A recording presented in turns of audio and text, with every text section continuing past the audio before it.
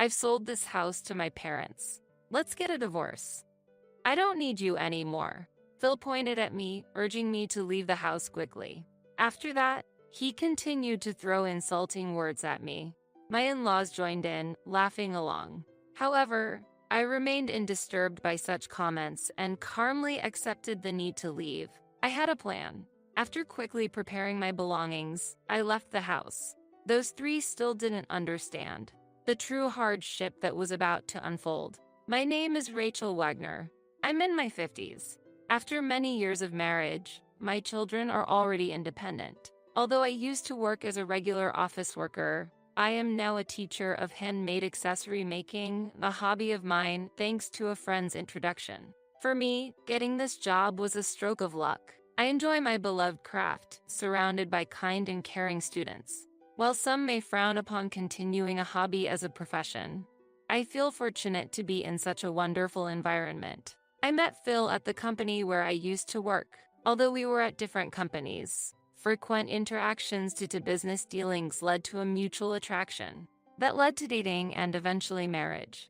3 years after getting married, I gave birth to a healthy boy. He graduated from a top university and secured a job at a major company. He now lives with his very attractive wife. As a parent, I feel unparalleled joy. However, my daily life took a turn for the worse. Decades into our marriage, with our child out on his own, Phil's once gentle nature had vanished. "Hey, Rachel, isn't dinner ready yet?" Before I knew it, I was being treated like a convenient housekeeper, constantly ordered and directed.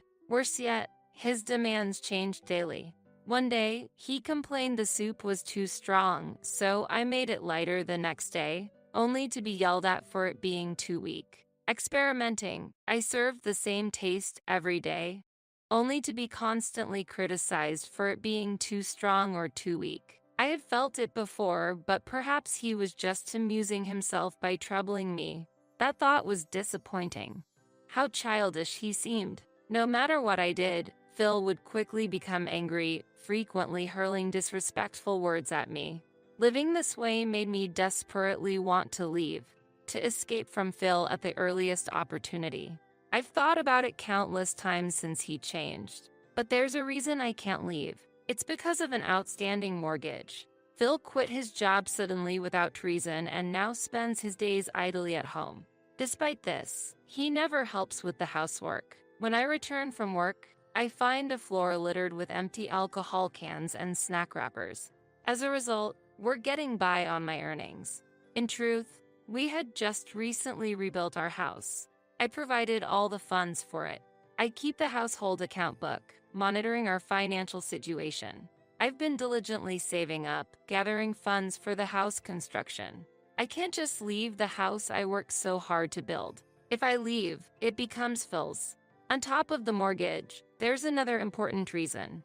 This house is a place filled with my hopes and dreams. The exterior, interior, and facilities were all designed according to my wishes. What I particularly like is the spaciousness of the kitchen. Our kitchen is very spacious, making it a comfortable environment for cooking. During meetings with the designer, Phil frequently interjected his opinions, but when I firmly said, "I'm providing the funds, so I'd like my wishes to be considered a bit," he fell silent. Months passed, and despite various difficulties, our house was finally completed. Not all my wishes could be met due to budget constraints, but still, our ideal home was built. I am very satisfied with the outcome. However, on the flip side, we ended up with a large mortgage due to going over budget. Having a substantial mortgage in my 50s is tough, but thinking about my dream home gives me strength. Despite it being a new home, Phil seemed dissatisfied that his opinions weren't much reflected. He complained, "This facility is unnecessary. It's a waste of money." But he gradually stopped grumbling when I ignored him. Instead, he started to leave trash around and deliberately dirtied the room. Was it out of spite? When will this situation improve? These thoughts weigh on me as I go through my days. A few months after building the house, the doorbell rang unexpectedly. There were no visitors scheduled for today. Who could it be? As I started to move slowly towards the entrance, Phil suddenly stood up as if he realized something and hurried toward the door. There was a sense of anticipation in his behavior. After a while, cheerful and lively conversation could be heard from the entrance, growing louder over time. When the living room door opened slowly, unexpected visitors were there. What? Father and mother. Yes, there stood my somewhat difficult-to-handle father-in-law, Henry, and mother-in-law, Debbie. When we first met, they had thrown demeaning words at me. At our wedding, they even complained about trivial things. Their interference continued afterward, causing me much distress. Recently, our contact had decreased, and I thought we had found some peace. But then this visit happened. Even though I politely said hello, they passed by as if I was air, deliberately bumping into my shoulder. Look, isn't this house wonderful? I want you to see various things here. Phil eagerly spoke. What a nice house. How happy one must be living in such a lovely place. The kitchen is so spacious and functional, exclaimed my mother-in-law. Indeed, it's enviable. I can see why you two would be comfortable here, praised my father-in-law. Phil showed them around the house, explaining features that piqued their interest. When they returned to the living room, there was a satisfied smile on my in-laws' faces. However, in contrast to the cheerful atmosphere, Phil scolded me loudly. Hey, aren't the coffee and snacks ready yet? How can you make my parents wait? Rushed by his angry voice, I hurried to prepare the coffee and snacks. But since there was no prior notice of the visit, I had to serve whatever snacks I had on hand. This made them upset. What kind of joke is this when your husband's parents are visiting? Really, always a petty woman. They expressed their dissatisfaction but finished all the coffee and snacks provided. This house seems really comfortable to live in. Dad and Mom, you're always welcome. Don't hesitate to come. After that, they left without saying thanks for the meal or anything else. Ultimately, their attention was solely on Phil, only glancing at me when expressing their complaints. After they left, I realized something. It had been a long time since I saw Phil laugh so brightly. From that day on, at Phil's invitation, they began visiting frequently. Initially, it was about twice a month, but gradually it increased to once a week, and eventually, they started coming almost daily. Most of what they said during their visits were complaints about me. Phil never defended me. He just nodded along with his parents' remarks. He even agreed with his parents' opinions and complained about me. Rachel really doesn't listen to what I say. It's troubling me. Rachel is really a high-maintenance person. I've felt it since we first met, but to see her troubling my son like this, I never intended to trouble them. In fact, I am the one who is troubled. Yet, I couldn't convey this and merely apologized. Their visits seemed to continue. I couldn't be sure because they visited when I wasn't around, and I didn't see them every day. Nevertheless, they seemed to drink alcohol during the day, and when I came home, empty cans were scattered on the floor. The newly bought rug had stains from spilled drinks. Could you at least clean up the empty cans? The new house smells of alcohol, and there are stains on the floor, which is troublesome. Quiet. You should just keep earning money in silence. Just do as I say, okay? Understand? Really now. It seemed he didn't realize who was earning the money for the alcohol. Besides alcohol, Phil also spent money on gambling. Occasionally, I would find crumpled betting tickets next to the alcohol cans. When I realized Phil was gambling, I tried to advise him. We didn't have financial leeway in the first place. If he continued to waste money on gambling, our situation would only worsen. It's one thing if it were his income, but using the money I earned, I feel more sadness than anger. Weeks have passed since his parents began visiting frequently. They would still come when I was not home.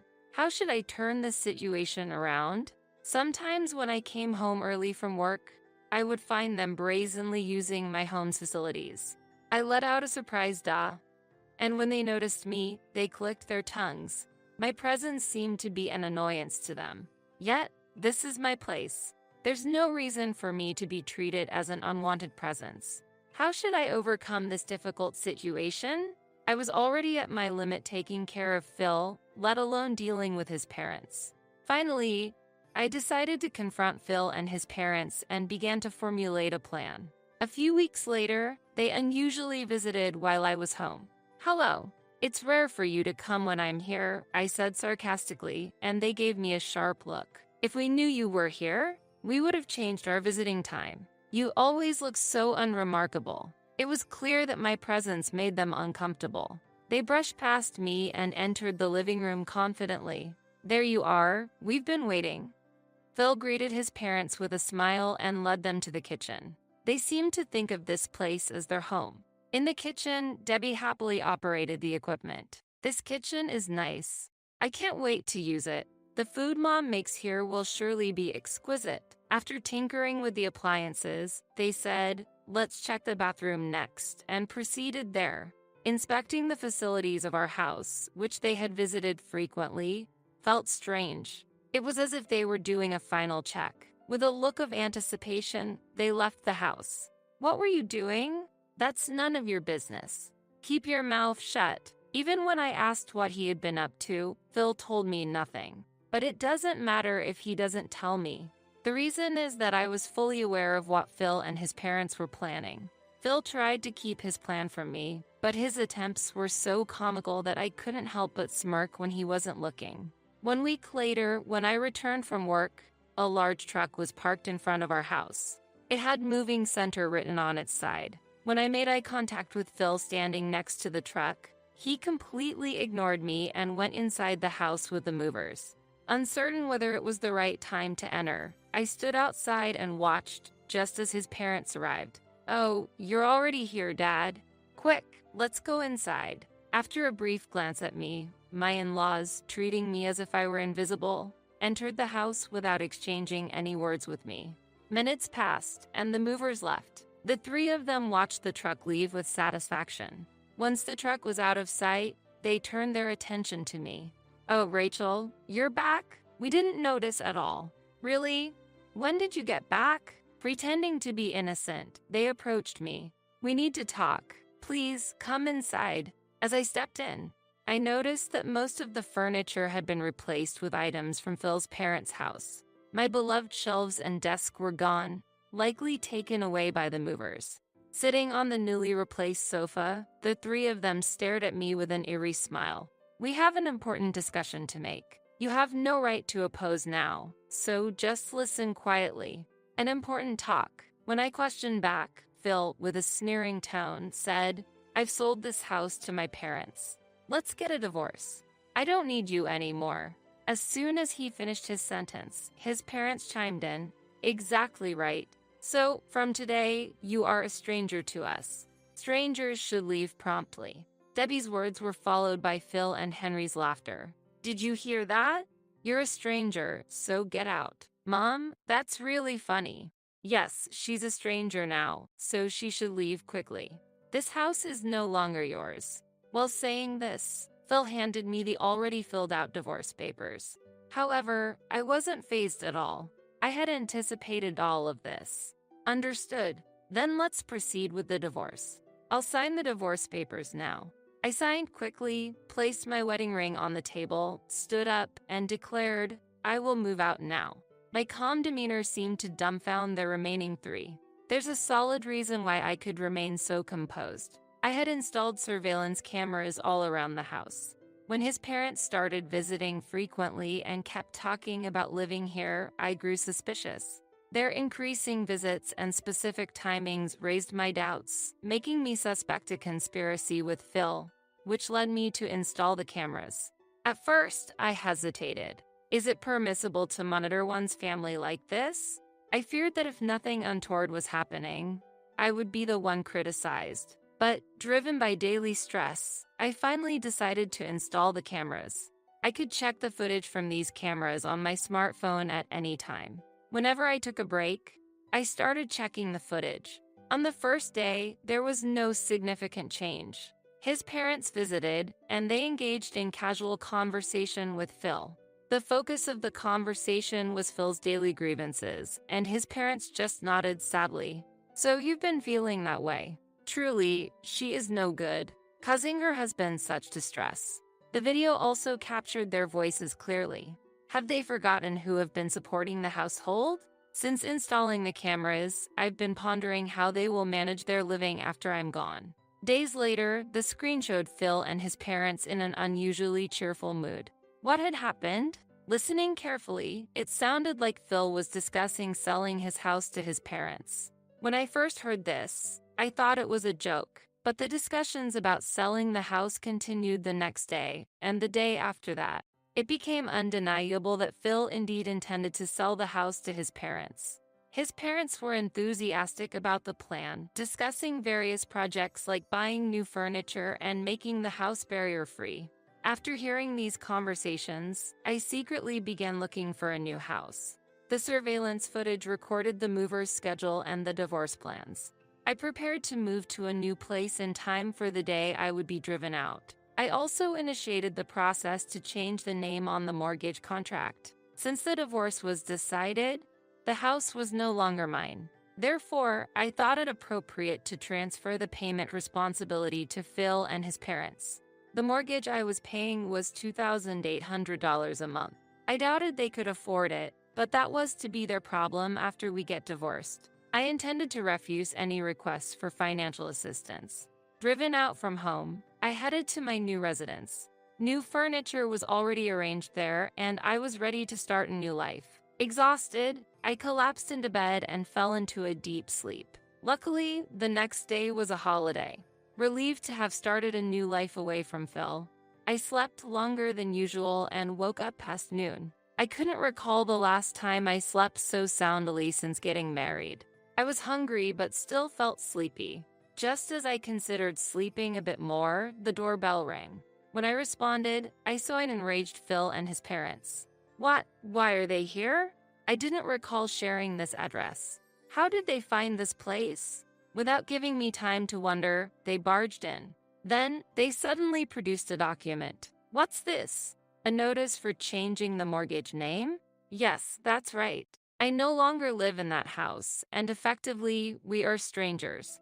Even so, right after I moved, they received the notice for the mortgage name change. They seemed shocked by the amount. We have no income right now. How can we pay $2,800 a month? That's right.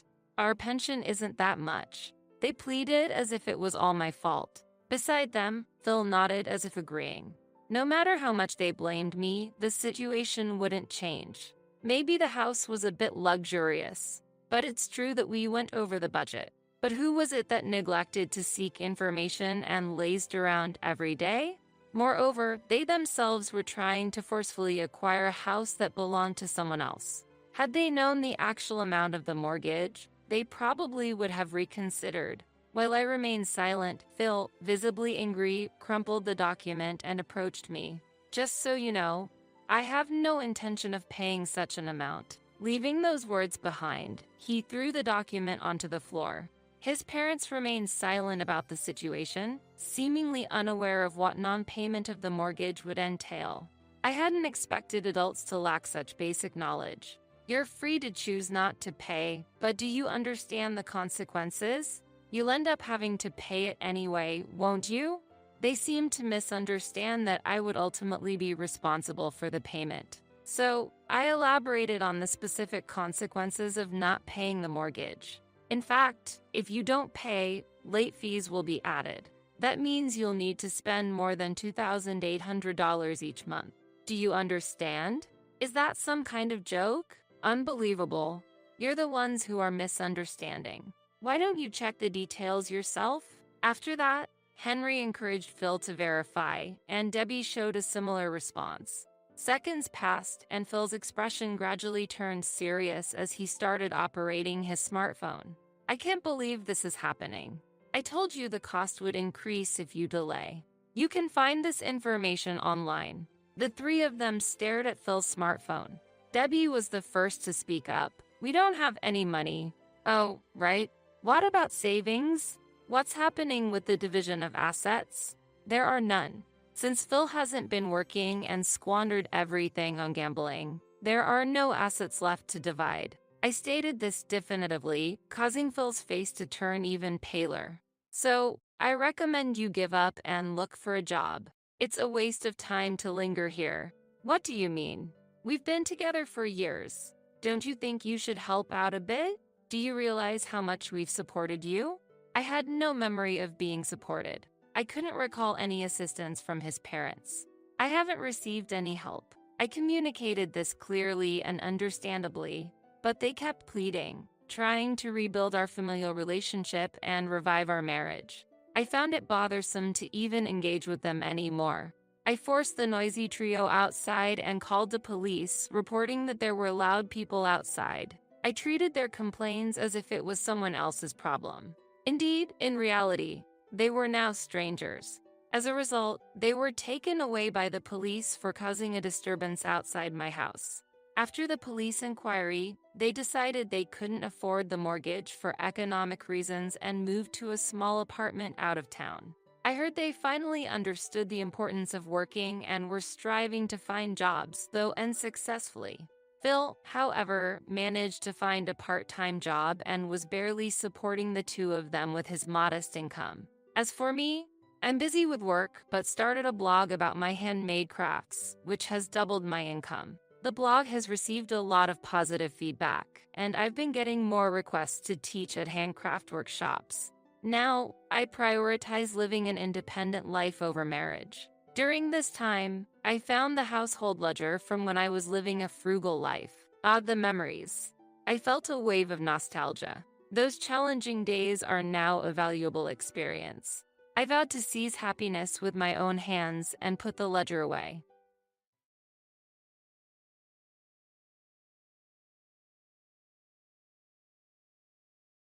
I'm a little shocked that you would criticize my mother-in-law. If you're not working, why don't you get out of here? My sister-in-law and mother-in-law, who did not know that I was taking over my mother-in-law's debt, threw these words at me without the slightest sense of gratitude. Yes, I understand. But it's up to you guys from now on. The day I packed my bags, they realized a fact I had been hiding and put their heads together. My name is Emma. I am 32 years old, a busy career woman working in an office in the city. When I was a student, I spent most of my time in the corner of the library, absorbed in my books. After I got a job, I was buried under a mountain of work and forgot to take time for myself. One of my friends, who sincerely cared about me, said, "Emma, why don't you try to cherish your love life a little?" And she organized a group blind date for me. Then, a man whose eyes met mine was John, who worked in a building in the city center. He is a fresh salaryman working in a building in the city center. And to my surprise, he seemed to be a little interested in me. I was nervous about the feeling of dating after a long time, but supported by his kind words, we gradually opened our hearts to each other. Then he made a gentle confession to me, and our love accelerated. Only 1 year later, we decided to get married. It was like a dream come true that I, who had been so absorbed in my work, could stand at such a wonderful turning point in my life. My friend who organized the group blind date was also surprised at our sudden development. She said, "Oh, really? You're getting married?" I said, "Yeah, it's amazing, isn't it? But it's great. I'm so glad I organized that group blind date. Thank you. I really appreciate it. I'm looking forward to the wedding. I'm looking forward to it." Thus, I was to open the door to a new life. First, we reported to each other's families. Seeing me so happy, my parents welcomed him warmly. "Emma, you haven't told me about your boyfriend for a long time, so I was a little worried that maybe you wouldn't get married. John, please take care of her from now on." When I heard these words, I felt as if I realized for the first time what my parents really thought of me. I realized that parents think a lot of things without saying them. My family had been basically free to do whatever I wanted, so there was no pressure to get married. But it seems that in my parents' mind, there was a wish to see their daughter happily married someday. Knowing such a parent's wish made my heart warm a little. And when I visited John's house for the first time, I met his family with nervous excitement. But his mother and father were both very warm and made me feel very safe. Next, we had dinner with the whole family. While I was looking forward to it, I was also a little nervous, especially because I had heard that John's sister, Melissa, was there. She was only 25 years old, and her choice of words was a little rough at times, which made me a little confused. She asked me, "Emma, you're already at that age. Weren't you getting married too late?" I was a little shocked to hear her say things like, "I would have decided sooner if I were you." But John followed up and we had a nice dinner afterwards. We then planned our wedding and had a happy wedding at a place we loved. We had a lot of friends and family there, and the day was really great. Our honeymoon was so much fun, and when we returned home, we started our new life together. Life together was fresh, and every day was so much fun. We went out on dates and watched movies at home. I felt that newlyweds are really happy. It has been about 2 years since we got married. One day, our peaceful everyday life changed drastically. We received the news that my father-in-law had passed away. Of course, I knew he had health problems, but I had not expected him to pass away so soon. My husband and I were deeply saddened by this sudden news. My mother-in-law's grief was especially deep, and I could feel her emotions as I looked at her. But our surprise was compounded by what we subsequently found out. In fact, my mother-in-law was in deep debt. It was apparently due to the fact that she had been cheated by some unscrupulous person and lost a large sum of money. When we learned of this fact, we could only gape. My husband, with his usual gentle nature, said he wanted to help her somehow. So, we decided to use our shared savings to reduce my mother-in-law's debt as much as possible. I thought it would be too hard for her to bear that heavy debt alone after my father-in-law's death. However, my mother-in-law's reaction was a little unexpected. She said something like, "If I am in trouble again, can I ask John for help?" My husband was a little surprised and replied, "That's a little." My mother-in-law said something positive, "But I'll find a way to get more money somehow." But my husband was worried. "I hope that's not gambling." We kept a watchful eye on my mother-in-law and were on the lookout for any trouble she might get herself into again. In the midst of all this, my husband was suddenly injured and had to be hospitalized. That event also became a big ordeal for my husband and me. Since every day was spent flitting back and forth from the hospital to take care of my husband, I never noticed any changes in my mother-in-law's daily routine. Then one day, after my husband was discharged from the hospital, I decided to pay a little visit to his parents' home. During our first reunion in a long time, I could sense that something had changed in the atmosphere. "Mom, long time no see." My husband greeted her with a smile, and my mother-in-law said, "John, you are getting better. Can you run again?" She smiled at him and said. While smiling at this exchange, my husband began to flip through my mother-in-law's bank book. To his surprise, the money in his mother-in-law's bank book, which we had accumulated after her previous debts had been repaid, was almost completely gone. "What's wrong with this bank book, Mother?" my husband exclaimed in surprise, to which his mother-in-law replied with a slightly embarrassed smile, "You know, I had tea with friends and found a nice little bag. And then I found myself in this mess." She laughed bitterly. With that one word, my husband and I froze in complete surprise. It was as if we had saved money for our mother-in-law's future, and she had spent it happily without a care in the world. My husband couldn't help but say, "Mom, you shouldn't spend it like this.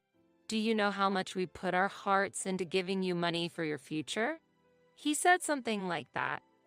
Seeing my mother-in-law's remorse, we became truly concerned about her future.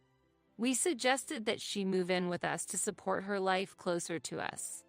When we broached the subject, my mother-in-law's eyes lit up with joy, and she gave up her house and moved into our apartment. Our new shared life together began, and my mother-in-law seemed to enjoy every day of it.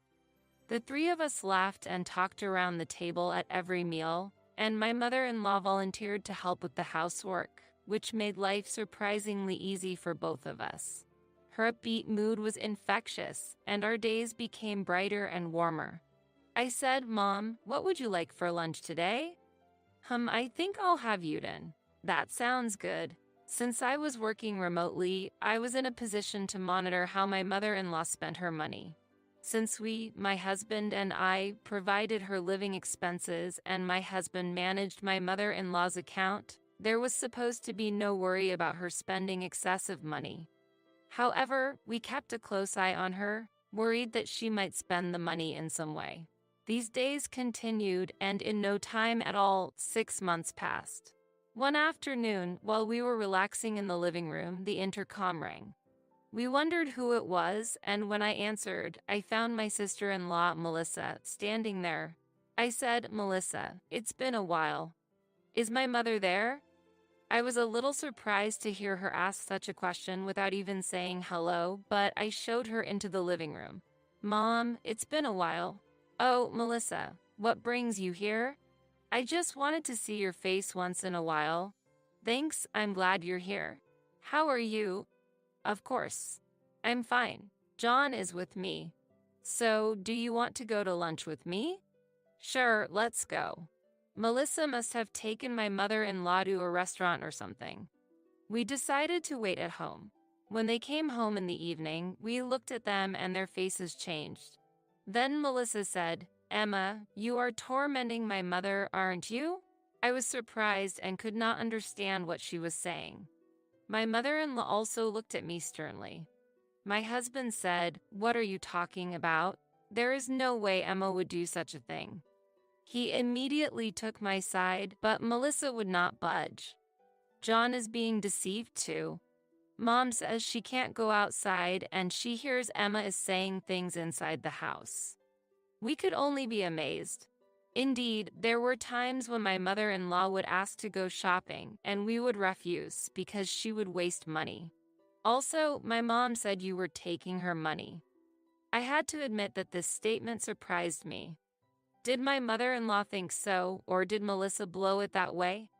In any case, it seemed that Melissa and my mother-in-law had joined together in accusing me. "Now, what do you want from me?" I was about to feel like I was bewitched by a fox. What on earth did they want to tell me? I wondered if they just wanted to say something to me. At that moment, my sister-in-law said something I never thought she would say. She said, "I want you to leave our house. I feel like my mother can't really live happily with you. Because I can't believe you treat my mother-in-law so coldly." Her face clouded over. My mother-in-law looked as if she wanted to say something and turned to me. "If you were gone, I would be able to relax and enjoy my time with John and Melissa." I was surprised by her words, but I could not say anything.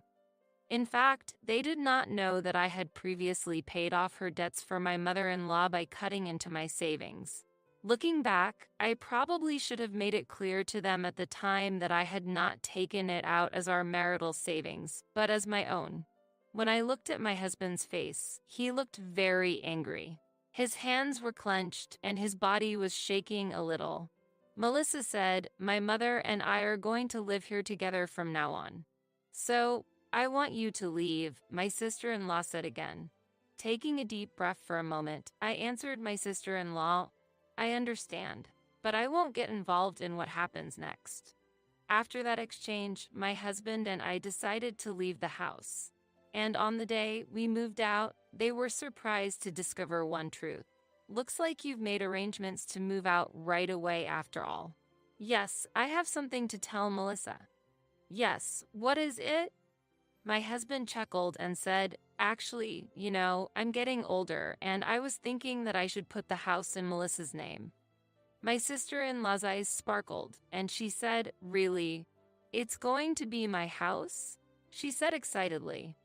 My husband quietly produced the documents for the change of name and said, "As long as you sign here, that's all right." My sister-in-law happily said, "I can't believe I have my own apartment," and signed it. My husband and I looked at each other stealthily and exchanged smiles at the success of our plan. "Well, it's time to start getting ready to leave."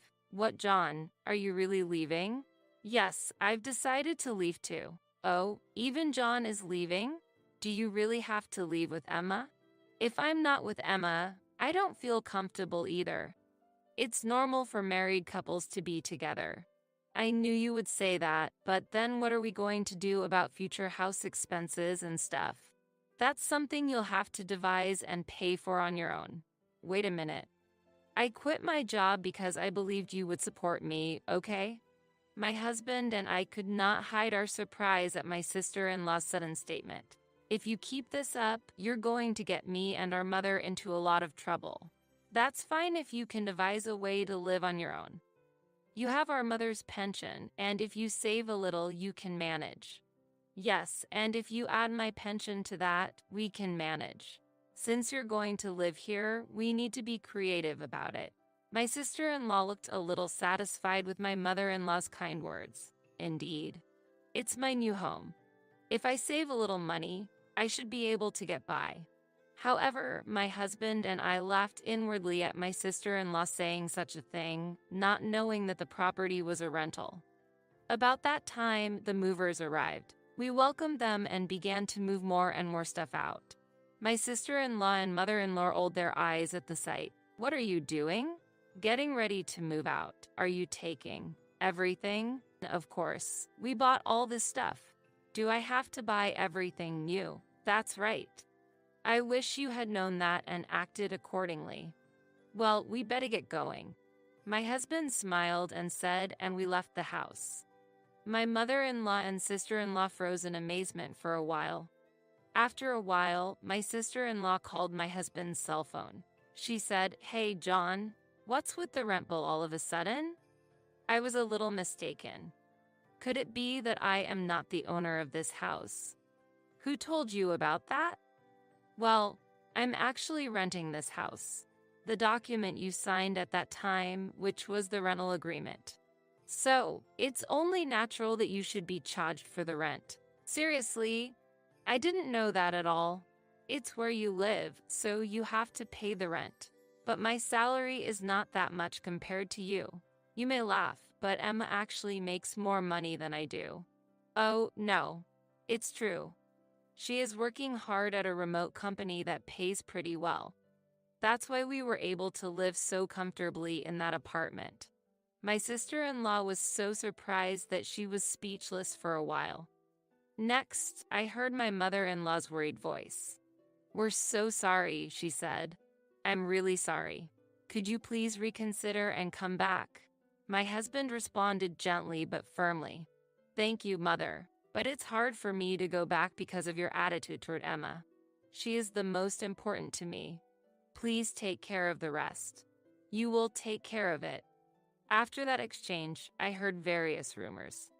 My sister-in-law and mother-in-law had apparently been forced to look for an apartment after getting tripped up on rent payments. They are now trying to make do in a small apartment that is barely big enough for the two of them to live in, but it is said that they are having financial problems and occasional fights. They are also concerned about the neighbors' eyes on them. John and I have started a new life in our new house. Every day is fun and full of